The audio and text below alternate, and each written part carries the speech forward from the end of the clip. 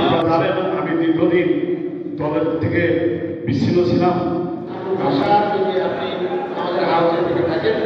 আমাদের মঞ্চের উপরে আমাদের উপজেলা সিনিয়র আপনারা বিশেষ করে বিএনপির আজকের এই দোয়া মহাপীর পুরাবস্তি উপজেলা পৌর কমিশন পর্যায়ে নেতৃবৃন্দ, ইউনিয়ন পর্যায়ে নেতৃবৃন্দ এবং সামনের উদ্দেশ্যে বলছি দোয়া শেষে আমার